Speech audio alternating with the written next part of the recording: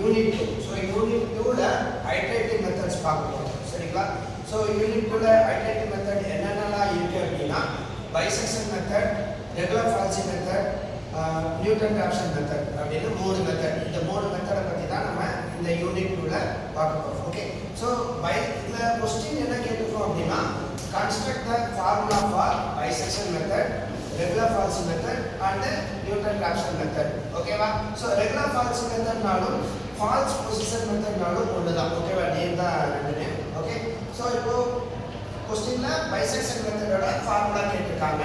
So bisection மெத்தடுக்கான formula என்ன அப்படின்னா xn+1 equal to an plus bn divided by 2. அப்படி இல்லைன்னா இதை நம்ம டேரெக்டாக சொல்லணும் அப்படின்னா a plus b divided by 2 அப்படின்னு சொல்லலாம்.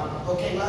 அதாவது negative side and positive side ரெண்டு வேல்யூஸ் கிடைக்கும், இல்லைன்னா positive side and negative side ரெண்டு வேல்யூ கிடைக்கும். அந்த ரெண்டு வேல்யூ ஆட் பண்ணி ரெண்டால டிவைட் பண்ணோம் அப்படின்னா கிடைக்கக்கூடிய வேல்யூஸை again அப்டேட் பண்ணிக்கிட்டே இருக்கும். ஸோ இதுதான் இந்த ஐட்ரேட்டிவ் மெத்தடோட கான்செப்ட். ரெண்டு வேல்யூ ஆட் பண்ணி ரெண்டால டிவைட் பண்ணுறோம். So formula for the bisection method is a plus b by 2 அப்படின்னு சொல்லலாம். ஓகேவா? ஸோ அடுத்த டாபிக் என்ன அப்படின்னா ரெகுலர் ஃபால்சி மெத்தட் அப்படி இல்லைன்னா ஃபால்ஸ் பொசிஷன் மெத்தட்னு சொல்கிறோம். ஸோ ஃபால்ஸ் பொசிஷன் மெத்தடோட ஃபார்முலா என்ன அப்படின்னா xn+1 equal to a into f of b minus b into f of a divided by f of b minus f of a.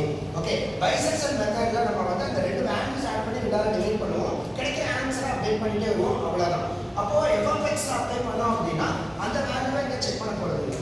ஆனா இங்க என்ன பண்ணுவோம் அப்படின்னா கொஞ்சம் குயிக்கா ஆன்சர் கிடைக்கிறதுக்காக ஓகே அந்த இடத்துல f of b யோட வேல்யூ என்னவோ அதையும் எடுத்துப்போம், f of a யோட வேல்யூ அதையும் எடுத்துப்போம். ab மட்டும் எடுக்காம f of b f of a எடுத்துப்போம். ஸோ ரெகுலர் ஃபால்சி மெத்தட்ல ஃபார்முலா என்ன அப்படின்னா a into f of b minus b into f of a divided by f of b minus f of a. So இப்போ பார்த்தீங்க அப்படின்னா இதுல ஒரு 10 to 15 iteration வருது அப்படின்னா ஆன்சர் கிடைக்கிறதுக்கு 10 to 15 ஐட்ரேஷன் ஆகுது அப்படின்னா இதுல வந்து அதை விட கொஞ்சம் கம்மியாகும், அதாவது ஒரு 7 to 8 ஐட்ரேஷன் வரைக்கும் இதுல ஆகும் சரிங்களா. அடுத்தது மூணாவது டாபிக் என்ன அப்படின்னா நியூட்டன் ராப்சன் மெத்தட். ஓகேவா? ஸோ இதுல என்ன பண்றோம், டெரிவேட்டிவ் கான்செப்டை உள்ள கொண்டு வந்திருக்காங்க. ஸோ ஃபார்முலா என்ன அப்படின்னா xn+1 equal to xn minus f of xn divided by f dash of xn.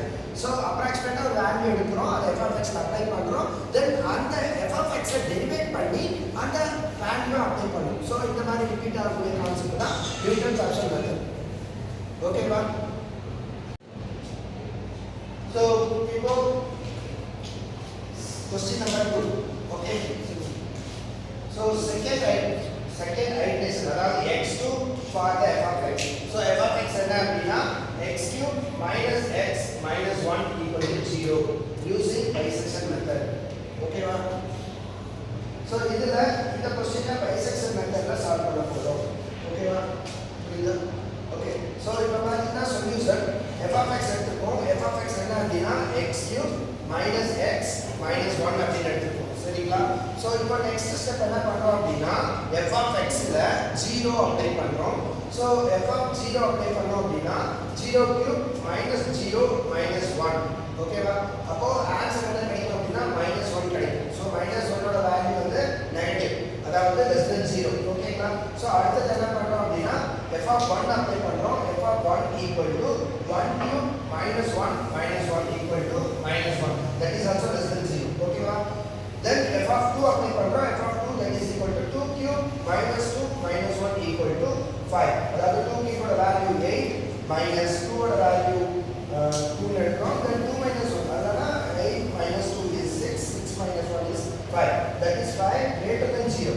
அப்ப என்ன ஆகுது அப்படின்னா இப்போ 0 ஓட வேல்யூ பாத்தீங்கன்னா நெகட்டிவ் கிடைச்சிருக்கு சரிங்களா. f of x ல x க்கு 0 அப்ளை பண்ணா ஆன்சர் நெகட்டிவ் கிடைச்சிருக்கு. ஓகேவா? அதே f of x ல 1 அப்ளை பண்ணாலும் again நெகட்டிவ் தான் கிடைக்குது. ஓகேவா? அப்போ 2 அப்ளை பண்றேன். 2 அப்ளை பண்ணும்போது ஆன்சர் பாசிட்டிவா கிடைக்குது. சோ எந்த ரெண்டு வேல்யூல நெகட்டிவ் டு பாசிட்டிவ் கன்வர்ட் ஆகுதோ அந்த ரெண்டு வேல்யூவை நம்ம எடுத்துக்கணும். அப்போ 1லயும் 2லயும் தான் கன்வர்ட் ஆகுது. 1ல நெகட்டிவ் இருக்குது, 2ல பாசிட்டிவ் இருக்கு. அப்படிங்கும்போது நம்ம the root lies between 1 and 2 அப்படின்னு. ஓகேங்களா? சோ அப்ப என்ன பண்றோம், x1 is equal to a plus b by 2 அந்த ஃபார்முலா அப்ளை பண்றோம். அப்போ 1 plus 2 divided by 2 that is equal to 1.5. ஓகேவா? இதோட புரியுதா?